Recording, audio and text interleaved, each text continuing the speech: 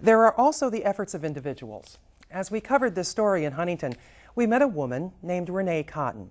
She used to live in public housing in Huntington, where drugs and the problems that come with them found their way into her life. She's moved out, but she hasn't moved on. She's returned to the public housing complex where she used to live to work with children and families.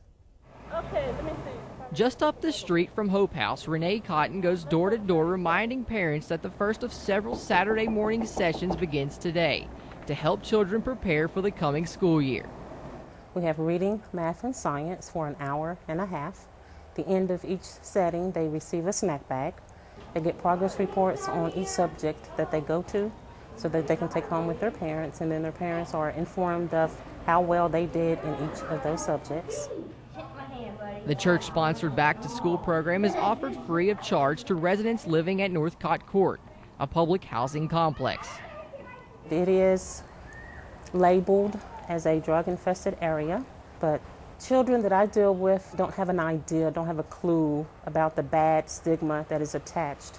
They're just kids. They want to play. They want to spend time with an adult. They want to have someone to know that they love them and they can share love and knowledge and whatnot.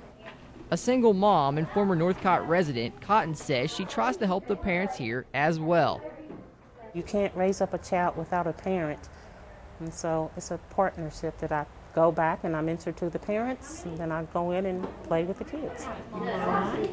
A friend since junior high school, Northcott resident Kirby Anderson says Renee Cotton brings intelligence, wisdom, and heart to the families she serves. And I see her showing an example of what could happen when you put something positive forward and show people that they can grow beyond what they want to do. Anderson, the founder of a youth program called It's for the Kids, says early intervention is vital.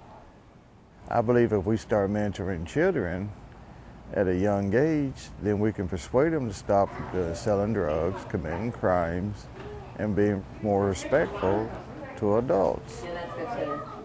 Cotton says her own experiences in sending two sons back to school year after year inspired the program that she and volunteers from local churches conduct at Northcott. I was raised at Northcott Court as a small child, and then I raised my children there, and it's always seemed to be difficult sending my kids back to school, getting them focused, relearning the things that they forgot over the summer, and so I thought this would be a good way to have at least a head start and a heads up and a first foot forward to do what they need to do. Cotton says she determined as a young mother to move her own family forward, to build a better future for her family, to give them better opportunities than they would have otherwise. It was real easy for Columbus men, Detroit men, or men, period, to impress me with some money, quick, fast money. They brought my children shoes, brought me nice things. There was companionship. There was the natural attraction between a man and a woman. And you get caught up into that. And so then they come in, you move them in, unfortunately. In the beginning, it's fun, it's thrilling, there's money, you have food in the house, you have all these friends. But then when a deal goes bad, as we say, then it gets ugly and we don't know how did this happen. We're jeopardizing our housing because the Huntington Housing Authority has a no drug policy, no tolerance. So now we are being evicted on these drug-related charges that will follow you throughout no matter where you want to live, whether it's in public housing or private housing. When Jesus is my portion. Renee Cotton says harsh times and poor decisions over a 5-year period drove her to embrace the help and friendship offered through local churches. I had to get to the point where this is not it. I can't take this no more. It has to be a better way. So I cried out to Jesus and had to determine in myself to make some changes. I had to break off the relationships with people that did not desire to go forward or higher. Today, Renee Cotton lives debt-free in a house she purchased some distance from the housing project she once called home. She completed a job training program sponsored by the Huntington Housing Authority in the 1990s. Then Cotton began work as an office clerk with the Huntington Housing Authority. Now she's a caseworker for people who live in public housing.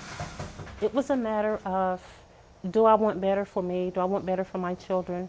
What do I need to do? Who can help me get there? Make goals for myself, and once it was accomplished, check it off, and then make a new goal. And so I'm just continually making goals in my life.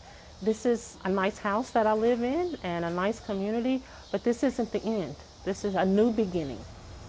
For West Virginia Public Broadcasting, I'm Clark Davis in Huntington.